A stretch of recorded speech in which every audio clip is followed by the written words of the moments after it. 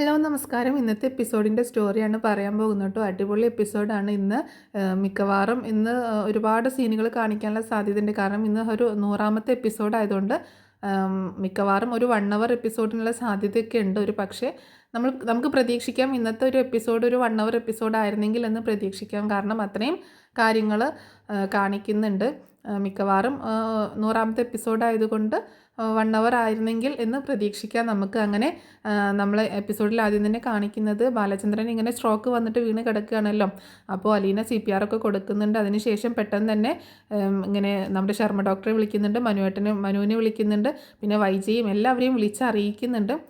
ഇങ്ങനെ ബുദ്ധിമുട്ടിലാണ് എന്നുള്ള കാര്യം അറിയിക്കുകയാണ്. അങ്ങനെ പെട്ടെന്ന് തന്നെ ശർമ്മ ഡോക്ടർ വരുന്നുണ്ട്, ആംബുലൻസ് വിളിക്കുന്നുണ്ട്. ആദ്യം തന്നെ ആംബുലൻസ് വിളിക്കുന്നുണ്ട്. അങ്ങനെ ശർമ്മ ഡോക്ടർ വന്നിട്ട് നോക്കുമ്പം ആളിങ്ങനെ പാരലൈസ്ഡ് ആയിട്ട് അങ്ങനെ കിടക്കുകയാണ്. പെട്ടെന്ന് തന്നെ അതേ സമയത്ത് തന്നെ ആംബുലൻസും എത്തുന്നുണ്ട്. ആംബുലൻസിൽ ഡോക്ടറും നഴ്സുമാരും ഒക്കെ ഉണ്ടായിരുന്നു. അങ്ങനെ അവർ വന്നിട്ട് പെട്ടെന്ന് തന്നെ ബാലചന്ദ്രനെ എടുത്തിട്ട് ആംബുലൻസിലേക്ക് ഫസ്റ്റ് എയ്ഡ് ഒക്കെ കൊടുക്കുന്നുണ്ട്. അപ്പോൾ അവർ വേണ്ട കാര്യങ്ങളൊക്കെ ചെയ്യുന്നുണ്ട്. അലീനയാണെങ്കിൽ ആകെ പേടിച്ചിരിക്കുകയാണ്, ഇനി എന്ത് സംഭവിക്കും ആകെ ഒരു ടെൻഷനിലാണ്. കാരണം ബാലചന്ദ്രൻ ഇങ്ങനെ ആകെ കൂടെ ഒരു ഭ്രാന്തന്മാരുടെ ലുക്കിലൊക്കെയാണ് വന്ന് കയറിയതും ടോട്ടലി സ്വഭാവത്തിൽ ക്യാരക്ടറിലൊക്കെ മൊത്തം ചേഞ്ച് വന്നതും ഒക്കെ അലീനയെ ഭയപ്പെടുത്തിയേക്കാണ്. അതിൻ്റെ കൂടെ മദ്യപാനവും ആ സമയത്ത് തന്നെ ബാലചന്ദ്രന് ഇങ്ങനെ ഒരു അപകടം സംഭവിച്ചതും എല്ലാം കൂടി ആയപ്പോൾ അലീന ആകെ പേടിച്ചിരിക്കുകയാണ്. അങ്ങനെ പെട്ടെന്ന് തന്നെ ആംബുലൻസ് കയറ്റിയിട്ട് ഹോസ്പിറ്റലിലേക്ക് കൊണ്ടുപോവുകയാണ്. ആംബുലൻസിൻ്റെ പുറകെ ഇങ്ങനെ ഓടി പോവുകയാണ് ഇനി അലീന കേട്ടോ. അപ്പോൾ ശർമ്മ ഡോക്ടറും അവിടെ അലീനയുടെ കൂടെ ഉണ്ട്. ശർമ്മ ഡോക്ടർ അതിൽ കയറിപ്പോയിട്ടില്ല. അപ്പോൾ ശർമ്മ ഡോക്ടർ പറഞ്ഞു ഞാനും വേഗം ഹോസ്പിറ്റലിലേക്ക് പോവാം എന്ന് പറഞ്ഞിട്ട് ശർമ്മ ഡോക്ടറും പോവുകയാണ്, ഹോസ്പിറ്റലിലേക്ക് പോകുന്നുണ്ട്. അലീനയാണെങ്കിൽ തിരിച്ച് വീട്ടിലേക്ക് തന്നെ കയറിയിട്ട് മുത്തശ്ശിയുടെ അടുത്തേക്ക് വരികയാണ്. മുത്തശ്ശിയാണെങ്കിൽ ആകെ പേടിച്ചിരിക്കുകയാണ്. എന്തായി മോളെ, എന്ത് പറ്റി, എന്താ ഉണ്ടായതെന്നൊക്കെ ചോദിക്കുമ്പോൾ ഒന്നും മനസ്സിലാവുന്നില്ല. മുത്തശ്ശി സാറവിടെ വീണ് കിടക്കുകയായിരുന്നു, എനിക്ക് തോന്നുന്നു അറ്റാക്കാണെന്ന് തോന്നുന്നു എന്നൊക്കെ പറഞ്ഞ് ഇങ്ങനെ കാര്യങ്ങൾ പറയുന്നുണ്ട്. നീ ആരെ വിളിച്ച് ആംബുലൻസ് വന്നാൽ കൊണ്ടുപോയെന്ന് ചോദിക്കുമ്പോൾ ആ കൊണ്ടുപോയി മുത്തശ്ശി ശർമ്മ ഡോക്ടർ വന്നായിരുന്നു, മനുവേട്ടനെയും വിളിച്ചിട്ടുണ്ട്, ഞാൻ വൈജിയെ വിളിച്ച് പറഞ്ഞു ചോദിച്ചപ്പോൾ മാഡത്തെ ഞാൻ വിളിച്ച് പറഞ്ഞിട്ടുണ്ട് എന്ന് പറയാണ് അലീന.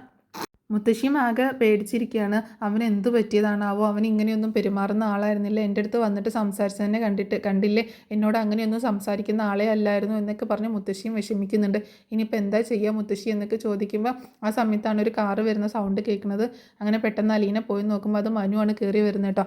അങ്ങനെ മനുവിനെ കണ്ടിട്ട് മുത്തശ്ശീൻ്റെ അടുത്തേക്ക് ചെല്ലുന്നുണ്ട്.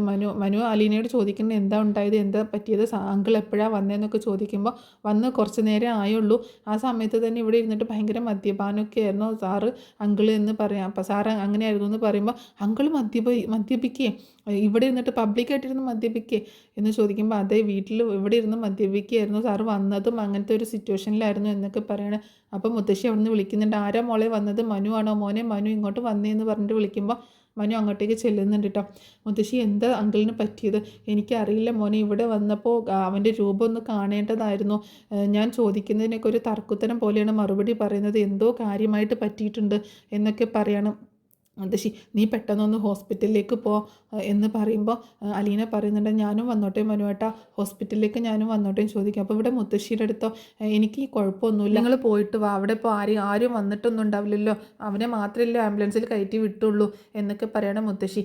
സാരമില്ല, ഞാൻ കുറച്ച് നേരം തനിച്ചിരുന്നോളാം, എനിക്ക് കുഴപ്പമില്ല എന്ന് പറയാണ്. അങ്ങനെ അലീനയും കൂട്ടിയിട്ട് മനു ഹോസ്പിറ്റലിലേക്ക് പോകുന്നുണ്ട്. വീടൊക്കെ ലോക്ക് ചെയ്തിട്ടാണ് പോകുന്നത്. അതേസമയം വൈജയന്തിയും തന്നെ ആകെ ടെൻഷനായും കൊണ്ട് വണ്ടി ഓടിച്ചുകൊണ്ട് ഹോസ്പിറ്റലിലേക്ക് ചെല്ലുന്ന ഭാഗങ്ങൾ കാണിക്കുന്നുണ്ട്. വൈജയന്തി പിന്നെ ടെൻഷനാണ്. ബാലചന്ദ്രൻ വീട്ടിലേക്ക് വന്നത് എപ്പോഴാണെന്നൊന്നും അറിയത്തില്ല, എന്താ സംഭവിച്ചത് ഒന്നും അറിയത്തില്ല വൈജയന്തിക്ക്. അലീന വിളിച്ച് പറഞ്ഞ ഒരു കാര്യം മാത്രം, ഇങ്ങനെ വീണ് കിടന്നു ഹോസ്പിറ്റലിലേക്ക് കൊണ്ടുപോവുകയാണ് എന്നുള്ള കാര്യം മാത്രമാണ് അറിയത്തുള്ളൂ. അങ്ങനെ വൈജയന്തി നേരെ ഹോസ്പിറ്റലിലേക്കാണ് ചെല്ലുന്നത് കേട്ടോ.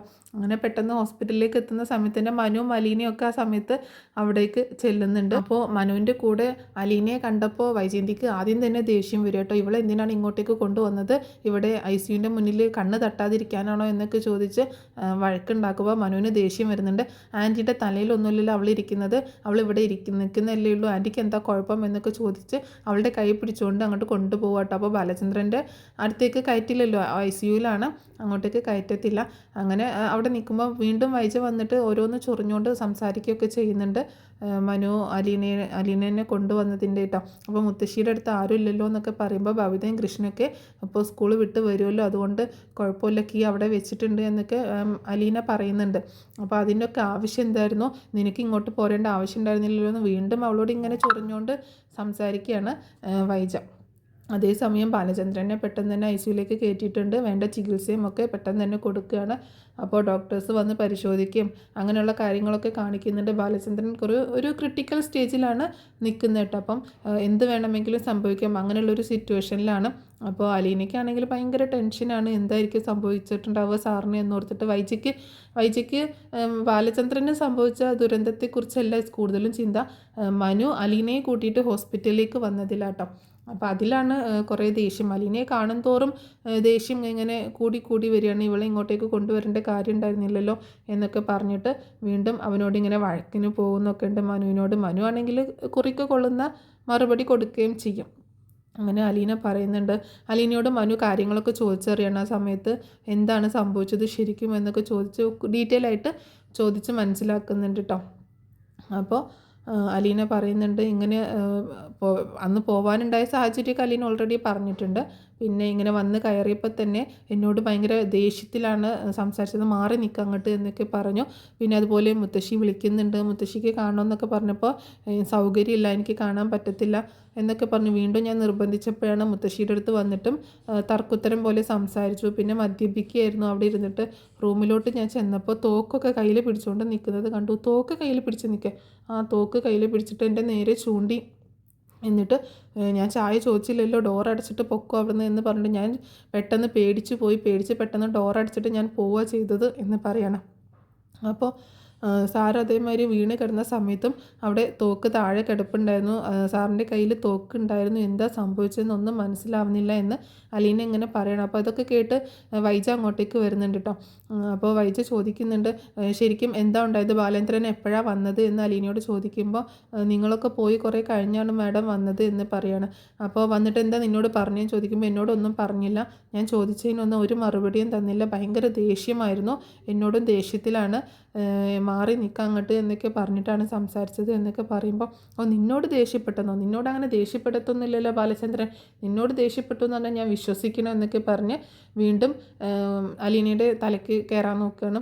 അപ്പോൾ മനു പറയുന്നുണ്ട് ആൻറ്റി ഇതൊരു ഹോസ്പിറ്റലാണ്, ഇവിടെ കിടന്ന് ഇങ്ങനെ ഒരുമാതിരി ആൻറ്റിയുടെ ആ വൃത്തികെട്ട സംസാരം സംസാരിക്കല്ലേ എന്ന് പറയുമ്പോൾ പിന്നെ ഞാൻ എങ്ങനെ സംസാരിക്കണം, ഇവൾ മാത്രമുള്ള സമയത്താണ് ബാലചന്ദ്രൻ വീട്ടിൽ നിന്ന് പോണത്, ബാലചന്ദ്രൻ വരുമ്പോഴും ഇവളുണ്ട് അവിടെ, അപ്പോൾ എന്താണ് അവിടെ സംഭവിച്ചതെന്ന് ഇവളോടല്ലാതെ വേറെ ആരോടാ ചോദിക്കുക, അതിങ്ങനെയാണോ ആൻറ്റി ചോദിക്കേണ്ടത് എന്നൊക്കെ മനു പറയാണ് വൈജയോട് കേട്ടോ. അപ്പോൾ വൈജ പറയുന്നുണ്ട് എന്നിട്ട് ബാലചന്ദ്രൻ നിന്നോട് വേറെ ഒന്നും പറഞ്ഞില്ലേ, നീ ഒന്നും ചോദിക്കുകയും ചെയ്തില്ലേ?